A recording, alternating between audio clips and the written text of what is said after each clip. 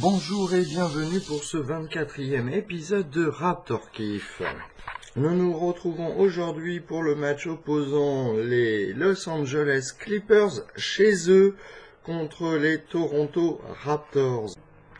Les 5 de départ pour les deux équipes sont pour les Clippers Teodosic revenu de blessure, Austin Rivers, Wesley Johnson, DJ Wilson et DJ DeAndre Jordan. Pour les Raptors, on retrouve les mêmes: Kyle Lowry, DeMar DeRozan, OG Anunoby, Serge Ibaka et Jonas Valanciunas. En ce qui concerne les absents pour les Clippers, nous avons Blake Griffin, Danilo Gallinari et Patrick Beverley. Et pour les Raptors, bien entendu, toujours Delon Wright, absent pour sa blessure à l'épaule, qui serait pas très loin d'un retour, ce qui est plutôt une bonne nouvelle pour les Toronto Raptors. Les Clippers ont remporté leur dernier match samedi soir contre les Washington Wizards, ce qui a surpris beaucoup. Et contrairement aux Raptors, ils n'ont pas joué hier soir. Du coup, attention à la seconde surprise du week-end venue des Clippers. Je vous rappelle que vous pouvez retrouver tous les podcasts Raptor Kiff, la ronde NBA, RH Podcast et Microlou sur le site mykiff.fr. Ça s'écrit mykif.fr. Je répète, mykif.fr. Et vous pouvez me contacter à contact@mykiff.fr. Vous pouvez également retrouver tous les podcasts ainsi que me contacter aussi sur toutes les pages Kiff Podcast de YouTube, SoundCloud, Facebook et Twitter. Le premier temps mort est appelé par les Clippers après 5 minutes 30 de jeu, dans un match qui a du mal à démarrer. Pour l'instant, les Toronto Raptors mènent 12-5.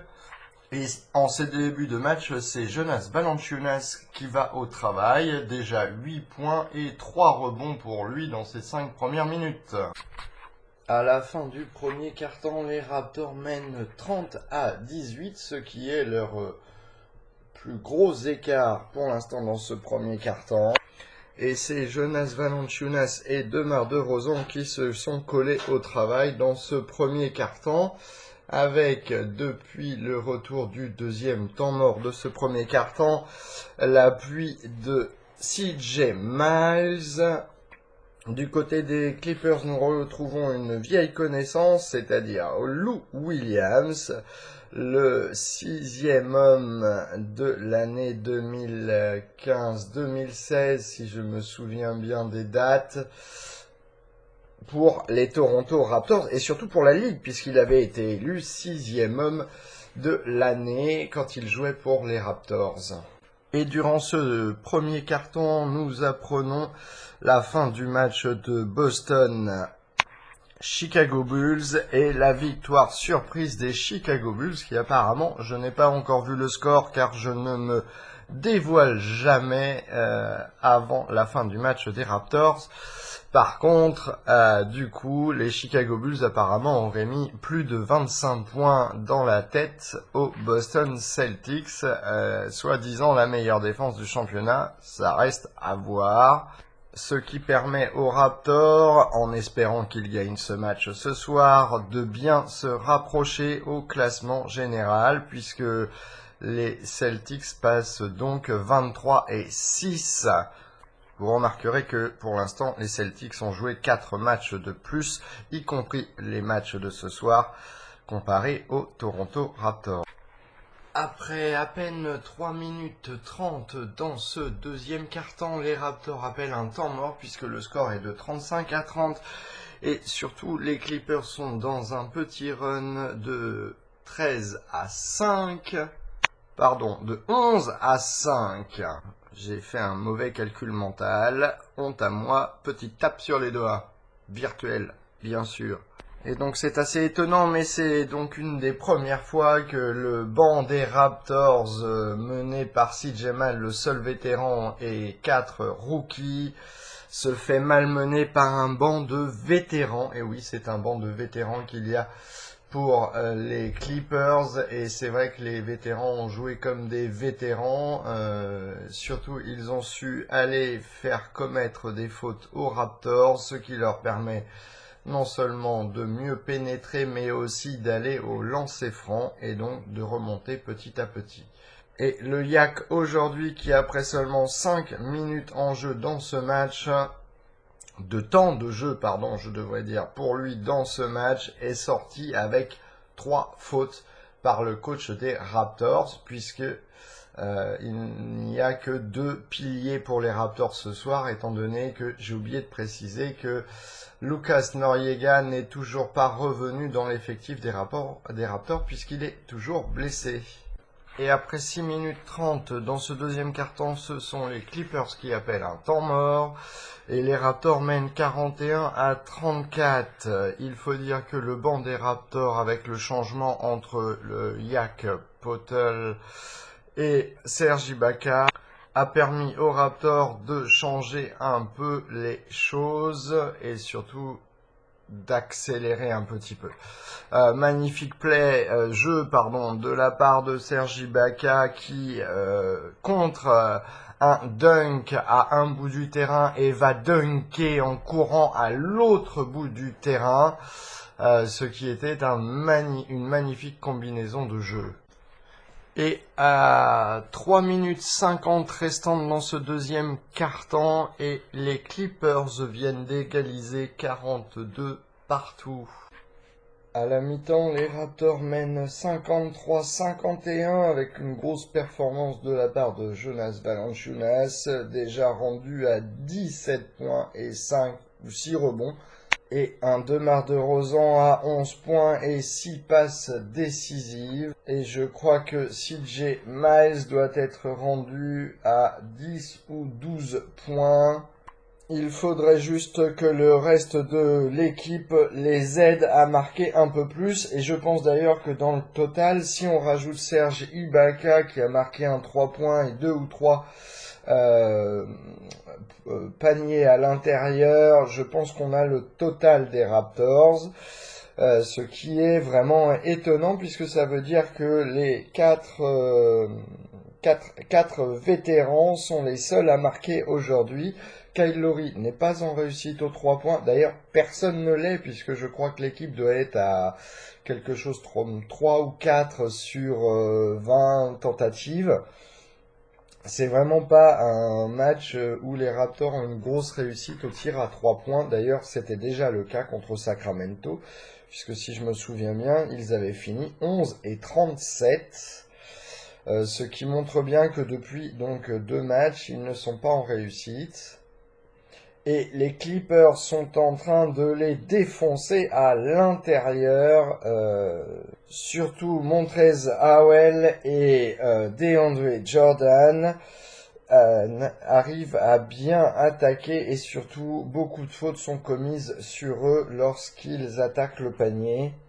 Ce qui permet aux Clippers de marquer des lancers francs comme je l'avais déjà précisé tout à l'heure.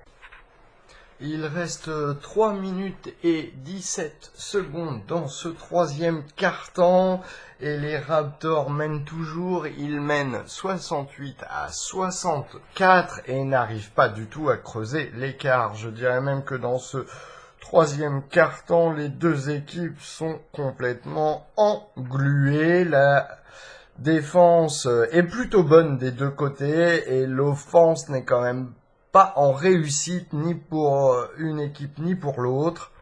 Les Raptors sont à 6 sur 24 aux 3 points. C'est pour dire qu'ils sont complètement englués et ils n'ont pas des meilleurs stats finalement, comme je disais déjà tout à l'heure, que contre Sacramento au tir à 3 points. Mais en plus, les lancers francs ne sont pas non plus en réussite pour les Raptors.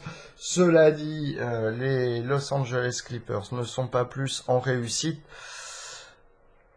Et on le sent, le match peut basculer d'un côté comme de l'autre. Très rapidement, une des deux équipes pourrait partir dans un run qui plongerait le match en leur faveur. Il aura fallu attendre qu'il reste 1 minute et 20 secondes dans ce troisième quart-temps pour le premier panier de Kyle Lowry dans ce match, sur un mouvement défensif très bien exécuté par Fred VanVleet qui dévie et chipe le ballon du dribble de Teodosic et du coup est récupéré par Kyle Lowry qui s'en va du bout de sa raquette jusqu'au panier adverse, inscrire un panier contesté avec une faute et donc lancer franc à suivre pour lui. À la fin du troisième quart-temps, le score est de 74 à 70. Il y avait 4 points d'écart à la mi-temps, il y a toujours 4 points d'écart à la fin de ce troisième quart-temps. Et comme je le disais, englué, et on sent que l'une des deux équipes peut prendre l'avantage. Par contre, dans les 2 dernières minutes de ce quart-temps, on peut le dire, c'est le réveil de Kyle Lowry qui a marqué ses 2 premiers paniers du match. Et qui, après son panier un peu spectaculaire dont je parlais tout à l'heure, a réussi un long 2 points, vraiment le pied sur la ligne des 3 points en fait. Ce qui montre que, hop, ça y est, il a peut-être retrouvé sa touch. Après 3 minutes et 13 secondes de jouer dans ce quatrième quart-temps, les deux équipes sont à égalité 74 partout. Et le banc des Raptors ce soir ne fait pas l'affaire offensivement, c'est le moins qu'on puisse dire. Jakob Poeltl avec 5 fautes est très limité en temps. Fred VanVleet n'est pas en réussite, ni Norman Powell en offense. Bon, la bonne chose, c'est que la défense tient bon. Ceci dit, les Clippers commencent à être un peu plus en réussite que les Raptors, ce qui va commencer à poser problème. Et je suppose qu'au retour du temps mort demandé par Dwayne Casey, le coach des Raptors, nous allons voir arriver DeMar DeRozan et Kyle Lowry sur le terrain, ainsi que Serge Ibaka, pour essayer d'impulser un peu d'offense dans ce match. Mais on le voit, les Raptors ont l'air à bout de force, à bout d'énergie, ils sont en train de tirer, mais cela risque de craquer. Et au retour des vestiaires, une attaque des Raptors bien coordonnée, une belle passe de Kyle Lowry pour DeMar DeRozan qui attaque, et le contre de Harrell, qui retombe mal. Oui. Il s'est blessé. Attendons de voir ce qui se passe. Du coup, les Clippers appellent un temps mort. Finalement, à la fin du temps mort, Harrell est revenu sur le terrain et c'est de nouveau balle aux Raptors. DeRozan tout seul en ISO. Hop, qui shoot, qui marque et qui est fauté, qui ira au lancer franc. Finalement, au retour, du coup, DeRozan, Siakam, Valanciunas, Fred VanVleet et Kyle Lowry sur le terrain pour les Raptors. Et DeRozan qui marque son lancer franc, ce qui donne un 77-74 pour les Raptors, avec 8 minutes 31 à jouer encore dans ce match. Il reste un peu plus de 3 minutes dans ce match et le score est de 86 à 86. Le match est vraiment à prendre pour l'équipe qui voudra le plus. D'ailleurs, je me suis trompé, le score était de 84 à 84, je me souviens même plus ce que j'ai dit du coup. Pour le moment, c'est donc les Clippers qui ont décidé de prendre le match à leur compte et il reste plus que 59 secondes et 6 dixièmes à jouer, 6 dixièmes oui à jouer dans ce match et les Clippers mènent 88 à 84, temps mort demandé par les Raptors, ballon à suivre pour eux. Et après un magnifique jeu réalisé par Kyle Lowry qui attaque à l'intérieur, marque le panier et à un +1 avec une faute sifflée et marque, ça faisait 88-87 et derrière les Clippers marquent un panier à 3 points, ce qui ramène le score à 91-87. Il reste 40 secondes à jouer et les Raptors ont appelé un nouveau temps mort. Et le match se termine sur un score de 96-91 pour les Clippers. Et oui, la série de 6 victoires sans défaite des Raptors se termine ici. Et encore une fois, les Raptors, quand les Celtics perdent, n'arrivent pas à saisir l'occasion pour recoller au classement général. Du coup, les Raptors se retrouvent 17 et 8 cette saison et passent derrière les Cleveland Cavaliers.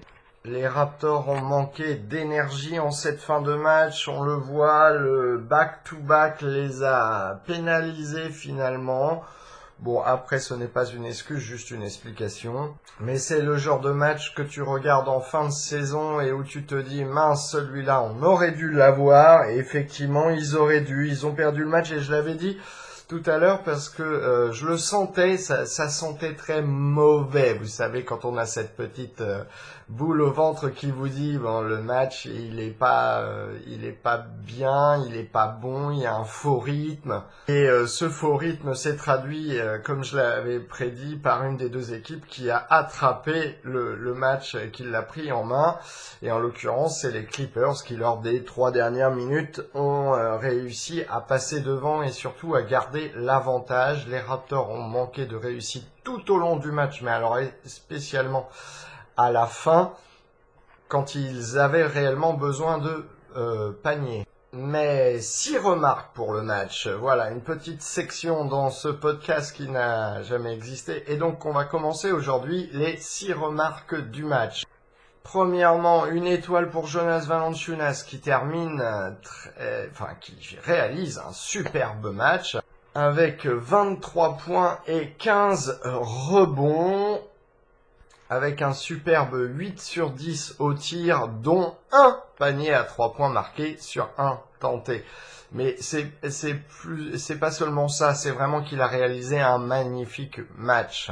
Deuxièmement, DeMar DeRozan qui continue son effort pour passer la balle, puisqu'il termine, je crois, avec 8 passes décisives, 17 points, 5 rebonds, 8 passes décisives et 2 ballons volés.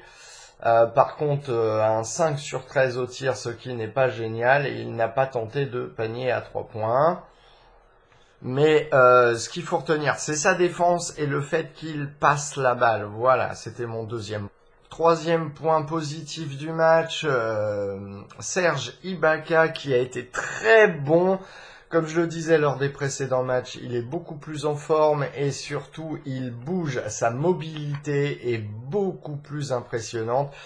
L'écart entre son début de saison et maintenant est vraiment impressionnant. 17 points, 6 rebonds, une passe décisive et 3 contre, ce qui est vraiment très bon pour lui et surtout un taux de réussite, bon, qui n'est pas si élevé que ça, mais 7 sur 17 au tir et 2 sur 6 aux 3 points. Mais c'est surtout sa mobilité. Voilà, le point positif pour les Raptors, c'est sa mobilité retrouvée. Je l'avais dit en début de saison, j'étais inquiet par rapport à son genou qui d'abord lui avait fait manquer 1 ou 2 matchs à un moment donné. Et il semblait avoir du mal à bouger, vraiment. Donc avoir retrouvé sa mobilité, je pense qu'il est presque à 100% là. Et en tout cas, ces 4-5 derniers matchs, il est tout près de son seuil maximum. Et là, on voit bien que la défense s'élève comparé à avant quand il a cette forme-là. Quatrième point qui est un point relativement négatif avec un Kyle Lowry qui n'était pas du tout dans le match. Déjà, défensivement, il était très en retard. Très souvent, il s'est fait très souvent déborder, incapable de bouger ses pieds comme il faudrait. Alors, je ne sais pas la raison, je ne l'accuse de rien, mais il était complètement en retard. Et puis, offensivement, il n'était pas à l'heure non plus. 5e point, CJ Miles, qui après 2 matchs en dedans, comme je l'avais dit, sans doute dû à la naissance de sa fille et au fait que ses 2 premiers matchs sur la route éloigné de sa famille, tout nouvellement a grandi, c'était sa première fille, je le rappelle, retrouve un peu plus la pêche en offense, puisqu'il a marqué 13 points et qu'il a été surtout à 3 sur 4 au tir à 3 points. Ce qui finalement est pourquoi on l'a amené au Toronto Raptors cet été, enfin tout du moins pourquoi Toronto. Masai Ujiri l'a embauché cet été et aussi surtout pour être le vétéran de l'équipe qui assagit un petit peu le banc. Enfin, ce n'était peut-être pas comme ça qu'il l'avait envisagé, mais tout du moins c'est ce qui se passe. Benjdad a eu un très bon match à 5 sur 9 au total au tir et donc un 3 sur 4 à 3 points qui est de très bonne augure pour la suite, même si, voilà, ils ont perdu le match. 6e point, la défense des Raptors qui tient bon malgré la défaite, on doit bien le dire, c'est plus dû à un manque de réussite de leur part en offense plutôt que une défense qui aurait défailli. Je dirais que la défense a défailli effectivement dans les 2-3 dernières minutes, car les Clippers ont dû réaliser un 16-6 ou quelque chose comme ça, puisque les Raptors menaient de 7 ou 8 points à un moment donné, mais ils ont réussi 45 minutes de match qui étaient vraiment exemplaires au point de vue défense. Ils arrivaient à complètement éteindre l'attaque, enfin tout du moins le système offensif des Clippers. Les Clippers qui gagnent du coup leur 2e match d'affilée contre une équipe de la conférence Est, puisqu'ils ont battu Washington samedi, qu'aujourd'hui ils battent Toronto, 2 powerhouse de l'Est, alors qu'il leur manque quand même 2 joueurs, voire même 3 joueurs très cruciaux dans leur équipe. Blake Griffin, je le rappelle, Danilo Gallinari, oui c'est ça, et Patrick Beverley, 3 du 5 de départ officiel du début de saison, et qu'ils viennent tout juste, Milos Teodosic vient juste de revenir de blessure. Je crois que son premier match, ça devait être samedi dernier, apparemment. Je crois que c'était aujourd'hui, mais apparemment c'était samedi dernier. À noter aussi pour les Clippers un très bon Austin Rivers qui, moi, j'entends beaucoup de critiques à son égard, mais aujourd'hui il m'a semblé plutôt bon, une bonne défense. Il a réussi des beaux shoots à 3 points, ce qui est assez étonnant pour sa part, puisqu'il n'était pas réputé pour ça. Et bien entendu, Lou Williams qui était encore une fois dans ses exploits personnels et qui, moi, m'étonne cette année, un peu comme DeRozan, de plus en plus de passes pour Lou Williams. Et l'étoile et l'homme du match pour moi, vraiment, qui a permis aux Clippers de gagner le match, c'est Montrezl Harrell qui a réussi un superbe match défensivement, mais aussi offensivement, car il a permis beaucoup de paniers sur rebond, ce qui a sorti Clippers de la mouise. Voilà, je cherchais un mot pour éviter de dire l'autre mot qui commence par M et E.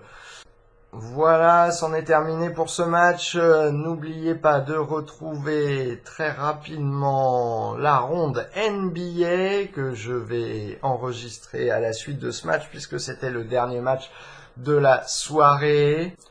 On se retrouve mercredi soir pour le match opposant les Toronto Raptors aux Phoenix Suns. Le match se déroulera donc à Phoenix, Arizona. C'était Cédric Thévenant. Ciao les copains. Raptors!